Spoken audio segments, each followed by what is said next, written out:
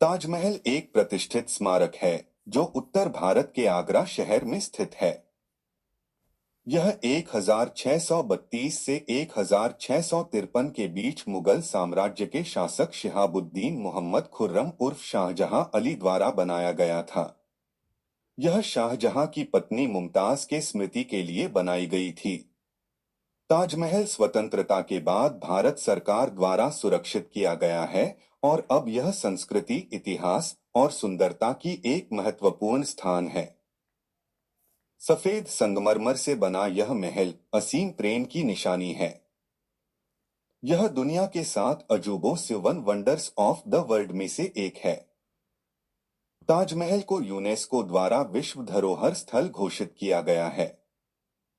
यह विश्व धरोहर के रूप में पूरे विश्व द्वारा सराहे जाने वाला अत्युत्तम मानवीय कृतियों में से एक कहलाया गया। ताजमहल के निर्माण का श्रेय 5वें मुगल शासक शाहजहां को जाता है। शाहजहां ने भारत पर 1628 से 1658 तक शासन किया। शाहजहां ने अपनी सभी पत्नियों में प्रिय पत्नी मुमताज महल की याद में ताजमहल का निर्माण करवाया। ताजमहल को मुमताज का मकबरा भी कहते हैं। मुमताज महल की मृत्यु के बाद शाहजहां बहुत गमगीन हो गए।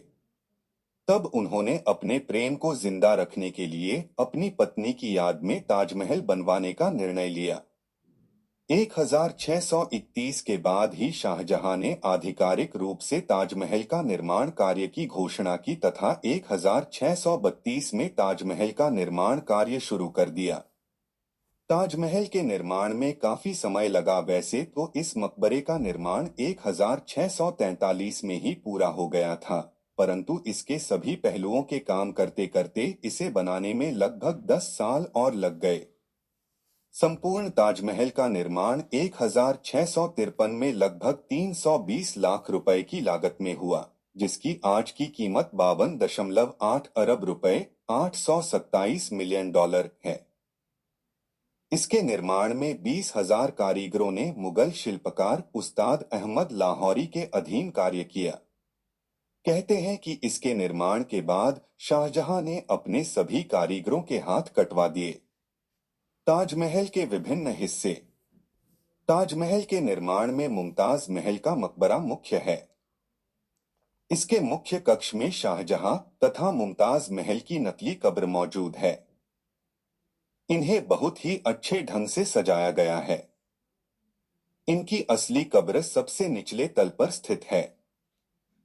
इस मकबरे को बनाने के लिए ताजमहल के ऊपर गुंबद, गुंबद की छतरी तथा मीनार का निर्माण किया गया।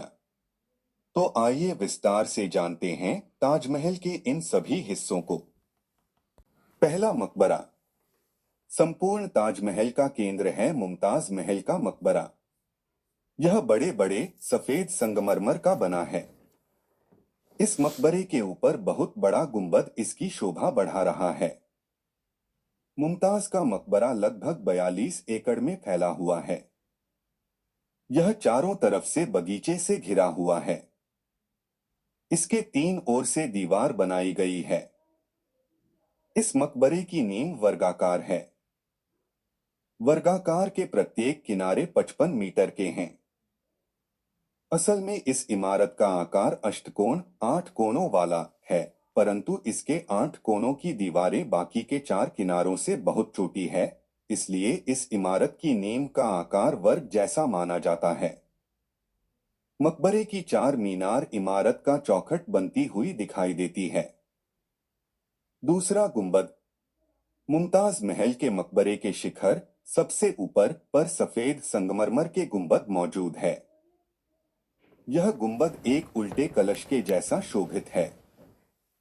गुंबद पर किरीट कलश स्थित है। यह कलश फारसी तथा हिंदू वास्तुकला का मुख्य तत्व है। तीसरा, छतरिया। गुंबद को सहारा देने के लिए इसके चारों ओर छोटे गुंबद के आकार की छतरियां बनाई गई है। इनके आधार से मुमताज महल के मकबरे पर रोशनी पड़ती है। चौथा, कलश।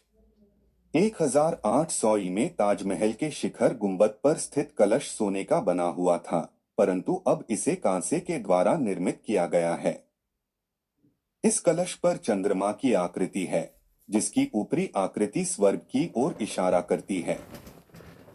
चंद्रमा की आकृति तथा कलश की नोक मिलकर त्रिशूल का आकार बनाती है। यह त्रिशूल हिंदू मान्यता के भगवान शिव का चिन्ह को दर्शाता है।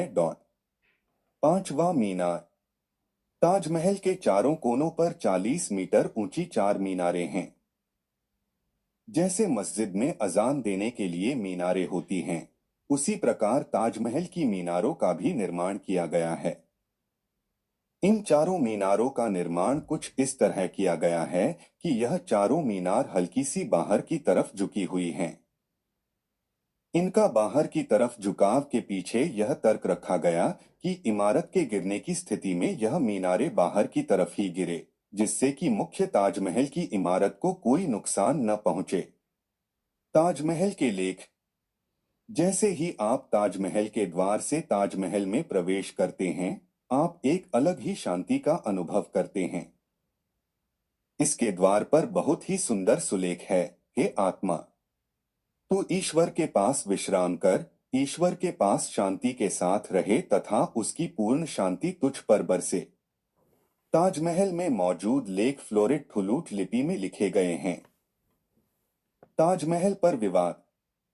इलाहाबाद कोर्ट में ताजमहल के बंद कमरों को खोलने की याचिका दायर की गई है, जिसमें ये कहा गया है कि इसके 22 कमरे खुलवाए जाएं और उनकी सही तरीके से जांच की जाए। दायर याचिका में इस बात का दावा किया गया है कि इसमें हिंदू देवी देवताओं की मूर्तियां हैं।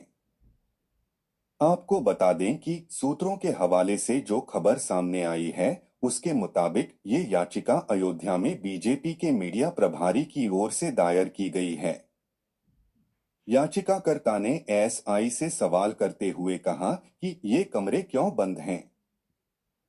इसका कोई कारण है? उन्होंने यही सवाल मिनिस्ट्री ऑफ कल्चर से भी पूछा, जिसके जवाब में सुरक्षा कारण का मुद्दा निकल कर आया।